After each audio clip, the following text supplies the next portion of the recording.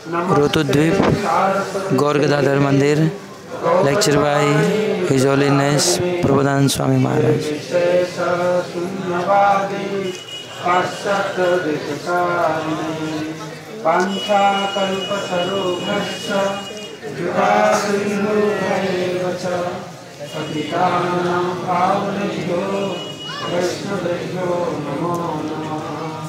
जया श्री कृष्ण चैतन्य प्रभु नित्यानंद श्री अद्वैत गदाधर श्रीवासादि गौर भक्तवृंद।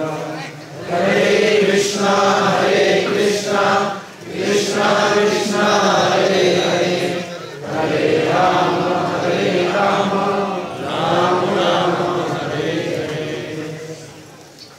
मुखम करोति वासलं पंगुलं हयते कृपातमहं वंदे परमानंद माधवं सुहृदनतयनं श्री चैतन्येश्वर। तो अभी हम लोग आगे पहुंच गए। स्थान का नाम चंपाहाटी। तो नवद्वीप मंडल परिक्रमा किताब पर ये वर्णना किया गया। ये चंपाहाटी कोलद्वीप में है, लेकिन कोई कोई भी बोलते हैं ये ऋतुद्वीप में होता है। थोड़ा भिन्न मत होता है, कोई बोलते हैं कोलद्वीप का अंदर में आता है, कोई बोलते हैं ऋतुद्वीप का अंदर आता है। लेकिन चंपाहाटी का एक बहुत बड़ा निजस्व महत्व है। तो चंपा जब परिक्रमा हुआ, पहला परिक्रमा नित्यानंद प्रभु किए थे। जीव गोस्वामी और सिद्धार्थ पंडित को लेकर नित्यानंद प्रभु ने जो परिक्रमा किए थे, और परिक्रमा का वर्णना श्रील भक्ति विनोद ठाकुर नवद्वीप मंडल परिक्रमा ग्रंथ में करता है। नित्यानंद प्रभु जब जीव गोस्वामी को लेकर परिक्रमा किए थे। फिर भक्ति रत्नाकर में वर्णना होता है ईशान ठाकुर।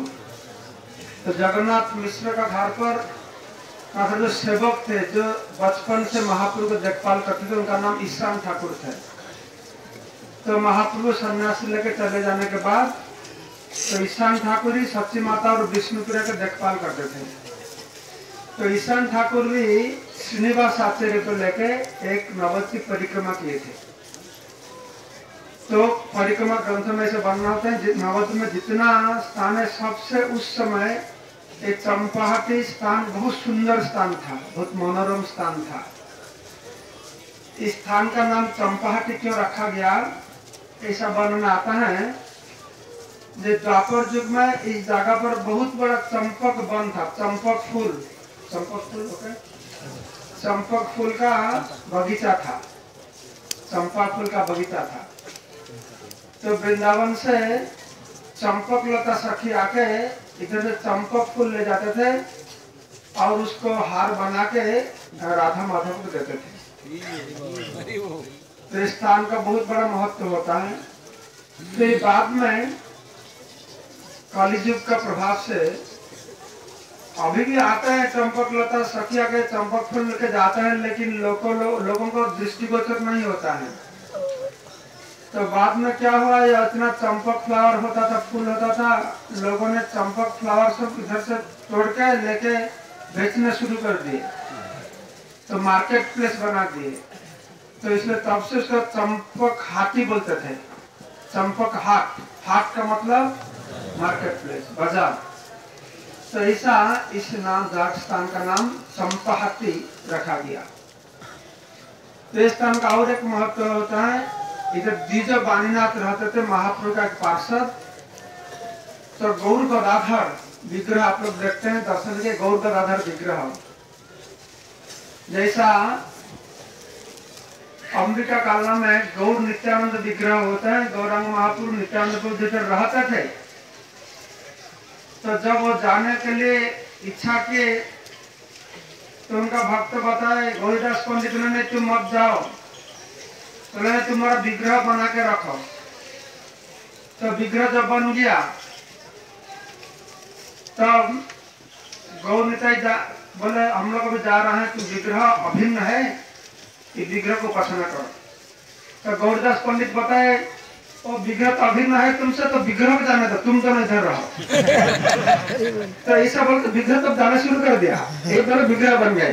नहीं तुम रुक जाओ, ये तो रह गए। ऐसा करते थे, कौन विग्रह कौन नित्यानंद समझ नहीं मिला। तो इसलिए जयपति से महाराज बताते थे इधर भी ऐसा लीला हुआ। ये विग्रह भी तब से, जब द्विजवानीनाथ थे महापुर का परम भक्त थे, तो ये गौर गदाधर विग्रह तब से महापुर का प्रकट काल ये विग्रह बनाया गया। तो एक छोटा सा कुटीर में विग्रह रहते थे। तो इसलिए भक्ति से सरस्वती गोस्वामी ठाकुर प्रभुपाद ये मंदिर बनाए। तो द्विजवानीनाथ इधर गौर गदाधर की सेवा करते थे। और इस स्थान का और एक महत्व होता है, इधर कवि जयदेव भी वास करते थे। आप लोगों को मालूम है, कवि जयदेव गीत गोविंद रचना किए, भगवान का परम भक्त महापुरुष का 100-200 साल पहले कवि जयदेव प्रकट लीला किए थे इधर। तो शास्त्र में से वर्णन आता है, कवि जयदेव हमारा मायापुर तरफ उधर रहते थे। चैतन्य मठ का पीछे उसको बलाल दिघी बोलते हैं, उसको पृथ्वी कुंड है। पृथ्वी कुंड, पृथ्वी महाराज जब शासन करते थे धरती पर, तो धरती को समान करते थे, ऐसा खेती को समान करते थे। तो बहुत लोग काम में लागते थे। तो नवद्वीप तक आए तो उस स्थान पर बहुत एक ज्योतिष लोग को देखने मिला। तो पृथ्वी महाराज को बताया, पृथ्वी महाराज ध्यानस्थ के उनको मालूम हुआ इस धाम पर चैतन्य महाप्रभु आविर्भाव होंगे। तो बहुत बड़ा कुंड बना, इसको पृथ्वी कुंड बोलते हैं। बाद में जब बलाल सेन राजत्व करते थे तो पृथ्वी कुंड का संस्कार किए थे, तब से उसी स्थान को बलाल दिघी बोलते हैं। और योगपीठ का तरफ होता है स्थान। तो पृथ्वी कुंड का किनारे पर कवि जयदेव का कुटीर था। वो स्थान अभी भी है, कर्मी लोग दखल करके बैठे हुए। कवि जयदेव उधर कुटीर बना के पद्मावती उनका पत्नी को साथ में लेके साधन भजन करते थे। 10 अवतार स्तोत्र होता है। हम लोग जो रोज नरसिंह भगवान का स्तव करते हैं, तवा कर कमल भय मद्भुत श्रृंगम, वही जो 10 अवतार स्तोत्र उधर ही रखा गया। तो बहुत बड़ा भक्त कवि थे, तो उनके 10 अवतार स्तोत्र उस समय का राजा को मालूम पड़ा। राजा थे लखन सेन। तो लक्ष्मण सेन जब उस स्तोत्र को पाठ किए तो चमत्कार लगा रहा, इतना बड़ा महान व्यक्ति हमारा देश में है। नदिया का जो राजा थे लखन सेन, तो भगवान आचार्य को भेज के, तो फिर भगवान आचार्य से उनको मालूम पड़ा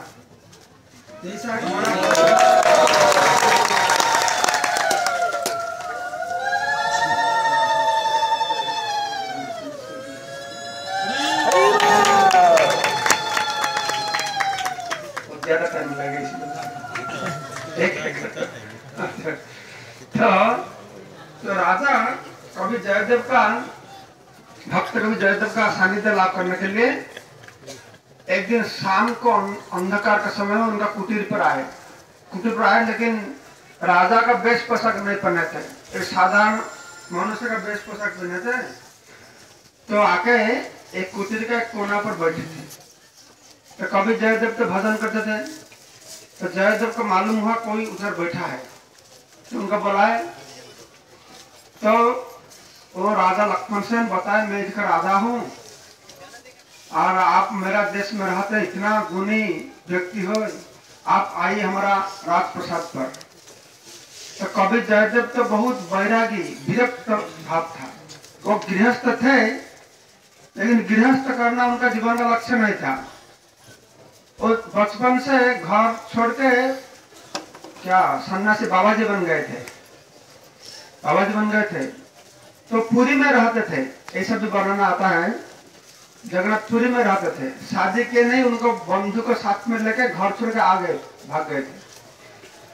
तो उस समय एक पद्मावती जो कन्या, उनको पिता को उनको पद्मावती का पिता तो जगन्नाथ को प्रार्थना किए थे, तो मेरा कोई संतान होगा तो मैं आपका सेवा में अर्पण कर दूंगा। तो पद्मावती पिता का कोई संतान नहीं हुआ, एक कन्या जन्म हुआ पद्मावती। तो पद्मावती जब बड़ा हो गई तो उनका पिता को चिंता हो कि मैं तो भगवान को प्रार्थना किया था मेरा जो संतान होगा आपका सेवा में लगा दूंगा, तो संतति होगा, अभी क्या करूं। तो कन्या को लेकर जगन्नाथपुरी आया और जगन्नाथ को बताया अभी आपका कृपा से मेरे को कन्या प्राप्त हुआ, मैं तो शपथ किया था, मैं आपके पास प्रार्थना किया था तो संतान होगा तो आपको सेवा में लगाऊंगा, तो कन्या हो गया तब भी मैं तो आपको सेवा में लगाने के लिए। तो जगन्नाथ उनको स्वप्न में बताए तुम जाओ काल सुबह के इस पेड़ के नीचे दो मेरा भक्त बैठे है, उसमें से जिसका नाम जयदेव उनका हाथ में एक पद्मावती को अर्पण कर दो। तो नेक्स्ट डे सुबह पद्मावती के पिता जाके देखा एक पेड़ नीचे पर जयदेव और उनका बंधु बैठे हुए। तो पूछा जयदेव किसका नाम, तो बोले मेरा नाम जयदेव है। तो जगन्नाथ ने बताया तुमको एक कन्या को शादी करने पड़ेगा। तो नहीं नहीं मैं सन्यासी हूँ, मैं शादी नहीं करूंगा। तो अभी कितना राजी नहीं, तो बोले नहीं नहीं मैं सन्यासी हूँ, मैं शादी नहीं करूंगा। तो पिता से तो हमारे जगन्नाथ का निर्देश मिला, पिता पद्मावती उधर छोड़ के भाग गए। तो अभी इस जयदेव क्या करेंगे, तो भगवान का निर्देश है इसलिए वो पद्मावती शादी किए, लेकिन बहुत विरक्त थे। तो तब जो भाई राजा साक्षात के समय पैलेस पर मेरा आओ तो बहुत नाराज हो गए, अरे तुम विषयी लोग हो, विषय लोग मैं मुंह देखना नहीं चाहता हूँ और तुम तुम्हारा पैलेस पर मेरे को बुलाते हो, तो तुम जो राजा हो तो क्या है, तुम मेरा पे नाराज हो जाएगा तो मैं तुम्हारा देश छोड़ के दूसरे जगह पर चला जाऊंगा। तो साथ साथ राजा लक्ष्मण सेन का पांव पड़ गए, बताए नहीं नहीं हाँ ऐसा मत बोले, हाँ बोले मैं गंगा पार होकर उस पर जाके रहूंगा। तो राजा लक्ष्मण सेन बताए ऐसा मत बोलिए, आप कृपा करके हमारा देश छोड़ के मत जाइए और एक दो साल हमारे देश में रोकिए। आप चाहते हैं इस पार से उस पार जाने के लिए, गंगा का उस पार चंपाहाटी करके बहुत सुरम्य स्थान है, भजन का बहुत अनुकूल स्थान है, मैं उधर एक कुटीर बना दूंगा और आप उधर रह के भजन करेंगे और मैं मेरा इच्छा से आपको दर्शन कर लेके नहीं जाऊंगा, आप जब अनुमति देंगे आपको अनुमति लेके मैं जाऊंगा। तब कवि जयदेव बहुत प्रसन्न हो गए। तो कवि जयदेव बताए देखो लक्ष्मण सेन तुम भगवान को बहुत बड़ा भक्त हो, मैं तुमको परीक्षा करने के लिए ऐसा बुरा बात बताया, तुम गुस्सा करते हो नहीं करते हो, तुमको विषय बताया ऐसा बताया। तो राजा फिर लक्ष्मण सेन इधर सुंदर इस स्थान पर सुंदर कुटिया बना दिए और जयदेव इधर रह के कृष्ण माधव जयदेव राधा माधव को पूजा करते थे। उस समय चैतन्य महाप्रभु का आविर्भाव पहले राधा रानी का पूजा इतना प्रचलन नहीं था, चैतन्य महाप्रभु ने तो इंट्रोड्यूस किए।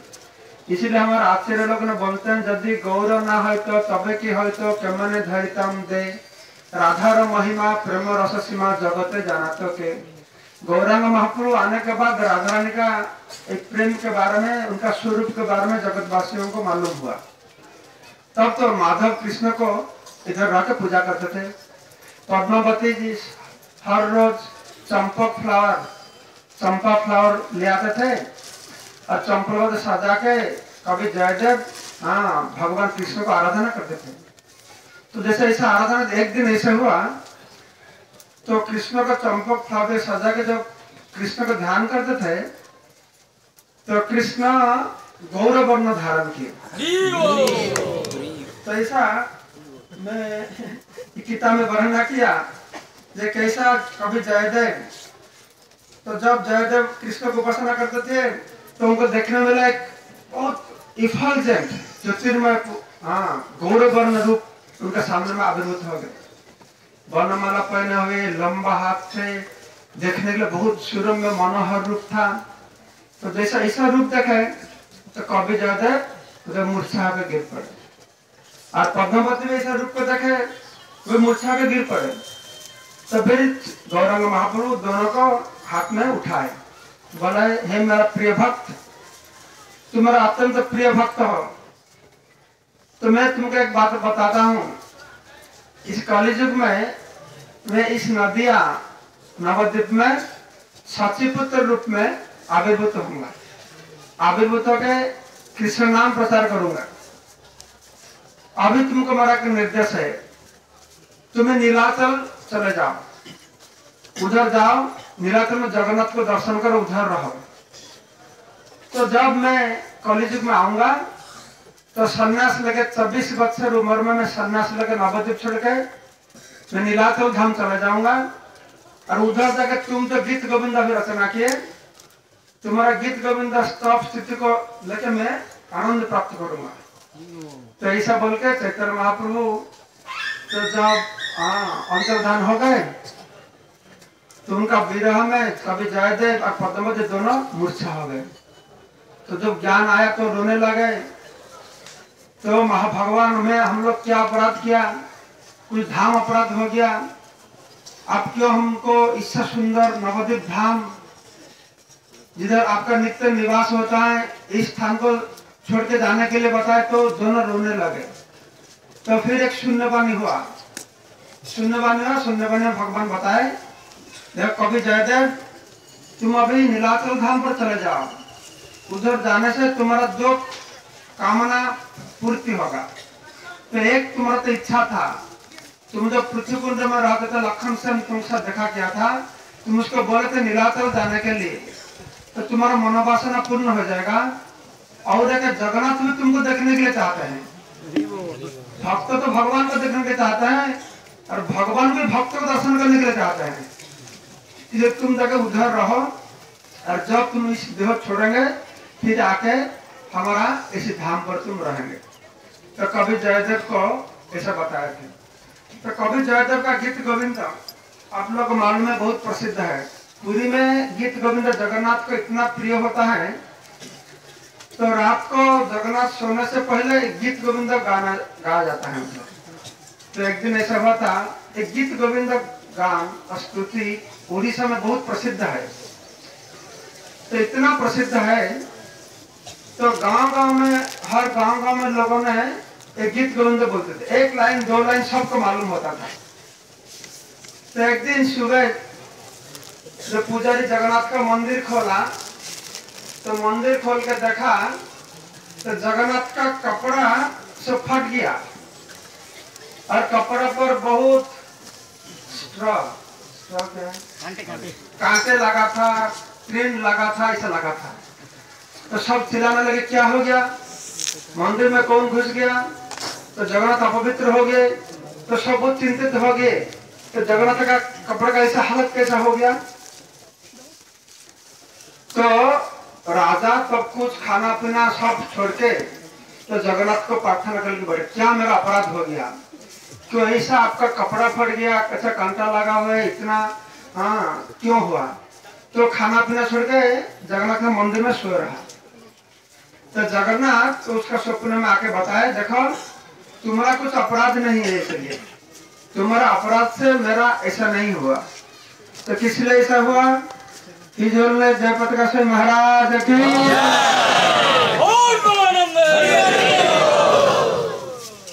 ऐसा ऐसा हुआ। तो फिर जगन्नाथ ने बताया देखो कल रात को एक बगीचा का मालिक का कन्या वो बैंगन तोड़ते थे, बैंगन बगीचा से बैंगन तोड़ते थे और गीत गोविंद गाना गाते थे। तो उनका गीत गोविंद गाना सुन के मेरे को इतना आनंद लगा, मैं मंदिर छोड़ के उधर चला गया। तो लड़की बैंगन तोड़ते थे, मैं पीछे पीछे जाके गीत गोविंद सुनते थे, मेरे को बहुत आनंद लगता था। तो अंतिम प्रहर में का था, तो मैं हठात देखा तो सूरज का उदय का समय आ गया। तो मेरा चिंता हो गया, मेरे का तो मंगलारती टाइम होगा, मैं तो इधर है, सब लोग तो मंगलारती सिंहासन पर नहीं देखे क्या होगा। तो मैं उधर से छूटने लगा, जोर से छूटने लगा। तो मैं जब जोरे दौड़ता था तब एक कांटा ला के मेरा ये सब कपड़ा फाड़ गया और ऐसा अवस्था हुआ। तो तुम एक काम करो, तुम उस कन्या को इधर ले आओ, है ना। तो राजा को बहुत चिंता हो गया। तो जगन्नाथ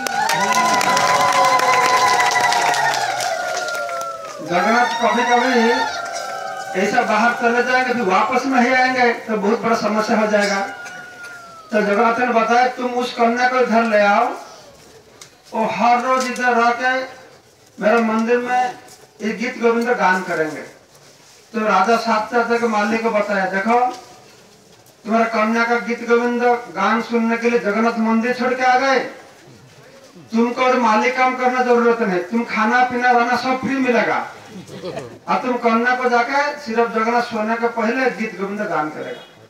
तो तब से एक गीत गोविंद गान हर रोज होता है। और राजा एक ताम्र लिपि, ताम्र क्या प्लेट के ऊपर लिख के गए, जितना दिन मंदिर रहेगा उतना दिन भगवान का सामने गीत गोविंद गान चलेगा। तो गीत गोविंद भगवान का इतना प्रिय है, तो भगवान को इतना प्रिय है, वो गीत गोविंद पूरी पुजारी लोगों ने गीत गोविंद गाना को प्रिंट करता है, प्रिंट करके कपड़े को जगन्नाथ का सारा शरीर पर ऐसा सब लपटता है, तो जगह शांति से सोता है, तो आनंद पाता है। हाँ, जब कभी जयदेव थे तब से, कभी जयदेव गीत गोविंद रचना करने के बाद, तो एक गांव में एक ओएवर, क्या पंती ओएवर जो कपड़ा बनाता है, क्या बोलते हैं उसको, जुलाहा। तो जुलाहा का पास गए और बताए तो तुम अभी कपड़ा तैयार कर शुरू करो, मैं गीत गोविंद गान करूंगा, तो कपड़ा में सब प्रिंट आएगा। तो जुलाहा का कपड़ा तैयार करना शुरू किया, जयदेव गोस्वामी बैठ के गीत गोविंद गान करते थे, वो प्रिंट आता था, उधर कपड़ा में प्रिंट आता था। तो गीत गोविंद गान होता था। एक टाइम ऐसा ना जयदेव गोस्वामी सो गए, तो सो गए, वो कपड़ा बनाता था, प्रिंट नहीं होता था। तो वो सोचा मैं इसको डिस्टर्ब नहीं करना, मैं बैठूंगा, जब ये जागेंगे फिर वो गान गाएंगे, मैं कपड़ा तैयारी करूंगा। तो जयदेव तो सो गए थे। तो उस समय ये जो कपड़ा बनाता था वो सुना, रास्ता में कोई एक दूसरा आदमी गीत गोविंद गाते हुए जाता था। तो वो लोग आया इधर, ताकि बोला तुम क्या करते हो, तो बोला जयदेव गोस्वामी ने गीत गाते थे, मैं कपड़ा बनाता था, प्रिंट ऐसा आ जाता था। तो बोला ठीक है, जयदेव तो सो गए, मैं अभी गाऊंगा, तुम बना। अरे तुम गाएंगे होगा, जयदेव गाता है उसे होता है। तो बोला नहीं, मैं गाऊंगा, तुम गा के देखो। तो वो लोग गाना शुरू किया, तो जब कपड़ा बना तो फिर प्रिंटिंग आप शुरू हो गया, तो पूरा गीत गोविंद प्रिंटिंग हो गया, वो लोग चला गया। तो कुछ समय के बाद जयदेव जब नींद से जाग गए, तो जयदेव अरे मैं सो गया, ठीक है मैं अभी गाऊंगा, फिर तुम कपड़ा तैयारी कर शुरू करो। तो उन लोगों ने बताया नहीं तो हो गया, अभी कंप्लीट हो गया। किसे कंप्लीट हो गया ना, एक साधु बाबा आया, वो भी बोला आप ऐसे बोलते हैं, अब बोलो, फिर प्रिंटिंग शुरू हो गया। तो कभी जयदेव को मालूम हुआ स्वयं जगन्नाथ आए थे। आप लोग तो सुना हुए ना, स्वयं भगवान कृष्ण आके कैसा जयदेव को गीत गोविंद गान रचना में सहायता किए थे। जयदेव गीत गोविंद रचना करते थे। एक समय पर ऐसा एक विषय आया, तो विषय में उनको लिखना पड़ेगा कि भगवान श्री कृष्ण राधा रानी के पैर पकड़ के मांगते हैं तो तुम तुम्हारा चरण कमल मेरा सिर पर रख दो। तो कभी जयदेव उनको वो सोचते कैसे मैं इसे लिखूंगा, ये कृष्ण आनंद को ब्रह्मांड तो भगवान वो बोलते तुम भक्त तुम चरण मेरा सिर पर रखो, तो साहस नहीं मिला उनको, इतना बड़ा बात मैं कैसे लिखूंगा। तो एक श्लोक हाथ लिख के वो नहाने के लिए चले गए थे। तो नहाने के लिए गए थे कि कुछ देर के बाद कभी जयदेव का रूप धारण करके एक आदमी आ गए। तो पद्मावती ने पूछा अरे तुम तो नहाने के लिए गए, तुम जल्दी कैसे वापस आ गए। तो लोगों ने बताया नहीं मेरा एक पंक्ति याद आ गया, देखने के लिए आ गया। तो साथ साथ लिख लिए और जयदेव पद्मावती जो खाना बनाए थे तो उनको खिलाए, खिलाने के बाद अब सोने के लिए चले गए। तो पद्मावती खाना शुरू कर दिए। तो पद्मावती खाते थे तो दरवाजा पर आवाज किया, तो दरवाजा खोल दूसरा जयदेव आ गए। तो जयदेव देखा पद्मावती खाता है, तो जयदेव अरे मैं खाना का पहले तुम खा लेते हो कैसा। पद्मावती जो सत्य नारी होते हैं पति का खाने से पहले खाते नहीं, उस समय सिस्टम था। तो मैं खाने में तो ऐसा कभी भी देखा नहीं तुमको, मैं खाने तुम खाते हो क्यों। तो पद्मावती अरे तुम खाए नहीं क्या, तुम आ गए मैं तुमको खिलाया, तुम देखे देखा लेके तुम बोला कुछ छोड़ गए थे, भूल गए थे, याद आ गया तो खिलाया, तुम खाए नहीं क्यों। तो साथ साथ जयदेव जाके देखे जो पंक्ति छोड़ गए थे और नहीं लिखे थे स्मर मंडल मम शिरसि मंडनम स्मर गललखमुसम लाइन ऐसा है, ये तुम्हारा चरण कमल मेरा सिर पर रखो। तो भगवान ऐसे के लिखे थे। ये गीत गोविंद इतना महान होता है। तो गीत गोविंद ओडिशा में बहुत फेमस। ये लास्ट टॉपिक में बताऊंगा क्योंकि गुरु महाराज आ गए, वो भी बताएंगे आपको, इस स्थान के बारे में बताएंगे। एक बहुत अच्छा लीला हुआ। एक जमींदार का घर पर एक बार डकैत लोग घुस गए। डकैत लोग तो जमींदार लोग तो घर में उनका ठाकुर घर होता था, तो शालिग्राम शिला विग्रह से पूजा करते थे। तो उनका धन दौलत सब चोरी करके ले गए, जिसमें शालिग्राम शिला उसको भी चोरी करके ले गए। तो शालिग्राम शिला चोर डकैत के लिए क्या है, कोई काम को नहीं, पत्थर है। तो वो लोगों ने जाके एक चमार था, चमार जो जूता सिलाई करता है, तो जूता सिलाई वाला करने वाला को 1 रुपया देकर बेच दिया। तो जूता सिलाई वाला को मालूम नहीं क्या शालिग्राम शिला क्या है, तो पत्थर मिला। तो शालिग्राम शिला को लेके जो जूते सिलाई करते हैं ना, कांटा लगा के पैर कर उसको सुखाता रहता है, वो जूता सिलाई करता था। अरे ये तो उड़ीसा में लोगों का आदत हो गया था तब। तो हर आदमी को एक गीत गोविंद का बाथरूम सॉन्ग बन गया था। बाथरूम सॉन्ग मालूम है ना, इस सिनेमा का एक सॉन्ग मालूम है, 1 लाइन 2 लाइन होता है, बाथरूम में हम लोग गाते हैं। तो ऐसा गीत गोविंद हो गया था। तो चमार होने से भी, मुच्छी होने से भी वो शालिग्राम शिला को देकर जूता बना सिलाई करता था। और हर जगह रास्ता पर बैठ के एक गीत गोविंद का 1 लाइन वो गाता था। तो एक दिन एक ब्राह्मण रास्ते पर जाता था, तो ब्राह्मण देख पाया ये पत्थर ऐसा मामूली पत्थर नहीं है, ये नारायण शिला है। तो ब्राह्मण आके बताए मुझे को, अरे तुम क्या करते हो, ये नारायण शिला भगवान है और नारायण शिला तो जूता सिलाई करते हो। अरे तुम्हें पत्थर को, शिला को मेरे को दे दो, मैं इसको पूजा करूंगा। तो मुझे बताया, अरे मेरे को नारायण शिला कुछ मालूम नहीं, मैं इसको 1 रुपया दे खरीद के, तुम 1 रुपया दे इसको ले जा सकते हो। तो ब्राह्मण 1 रुपया देके उसको लेके घर पर आ गया। ब्राह्मण बहुत आनंद हो गया, नारायण शिला मिल गया। तो बहुत भक्त लोग बनाया, उनका आत्मीय परिजन बनाया, बहुत बड़ा उत्सव बनाया, बहुत पंचगव्य अभिषेक बनाया। तो 1 दिन 2 दिन 3 दिन 4 चौथा दिन तो उसको स्वप्न देखा। वो सपने में भगवान नारायण को बोलते हैं, ओ विप्र ब्राह्मण, तुमको बहुत बहुत धन्यवाद, तुम मेरा सत्कार किया, लेकिन तुम कृपा करके मेरे को मुझसे के पास वापस लेकर आओ। तो ब्राह्मण ने क्या, ये मुझसे आपको देखे जूता सिलाई करते हैं, अब उधर जाएंगे, मैं इतना सा लगो इधर आएंगे नहीं मेरा पास। तब भगवान ने बताया, देखो तुम मेरे को इतना अभिषेक करके मेरे को जो आनंद आता है ना, वो जूता सिलाई वाला मेरे को जूता सिलाई के में लगाता है, गीत गोविंद जो गाता है उसको सुन के मेरे को इतना आनंद आता है, तुम्हारा अभिषेक से उतना आनंद नहीं आता। ये गीत गोविंद भगवान का इतना प्रिय होता है। आप कभी चंद्रपुरी में जाएंगे तो देखेंगे कपड़ा में सब गीत गोविंद सिल्क कपड़ा में लग के जगन्नाथ को परिधान करते हैं। इस गीत गोविंद को बहुत महात्मा होता है। चैतन्य महापुरुष कभी जयदेव का स्वप्न में आके ये भविष्य तो बताए थे, मैं जब कलियुग में आऊंगा जगन्नाथपुरी में रहकर एक गीत गोविंद रस को आस्वादन करूंगा। तो इसका नाम चंपाहटी क्यों हुआ था, मैं एक लीला बताया। और एक भी लीला है, आप परिक्रमा किताब में पढ़ पाएंगे। जब ईशान ठाकुर आए थे श्रीनिवास आचार्य को लेके, और लीला के बारे में बताए कैसा। और एक विप्र को भी, वो कृष्ण भक्त था, वो मूर्ति कैसा गौरव वर्ण धारण किया, वो चंपक फूल जैसा होता है, वैसा चंपक फूल से उनको मालूम हुआ कलियुग में गौरव वर्ण धारण करके भगवान आएंगे। तो चंपक फूल को दर्शन करके वो गौरांग महापुरुष का महत्व मालूम हो गया। तो चंपक का बहुत गुणगान करता था। मैं संक्षेप बोल दिया, बहुत बड़ा चैप्टर है, आप लोग पढ़ पाएंगे, उससे आप लोग को मालूम होगा। ये एक चंपाहटी का ये महात्मा होता है। जय चंपाहटी की जय, राधार की जय, जयदेव की जय,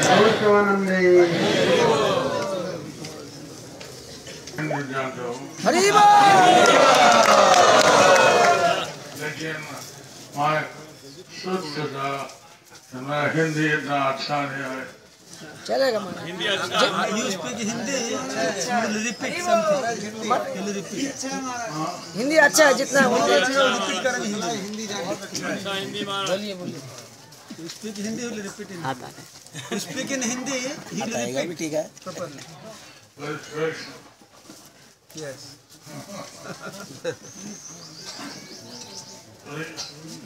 अगर खुद बोला है ठीक होगा अगर ठीक बोला है ठीक करेगा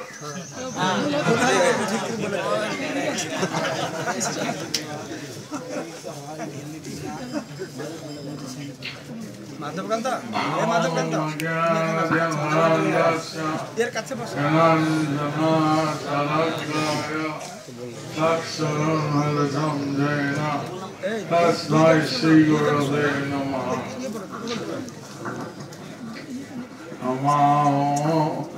Krishna Padaya Krishna Prasthaya Bhutale Jnanadeva Nityananda Swami Nityananda Krishna Padaya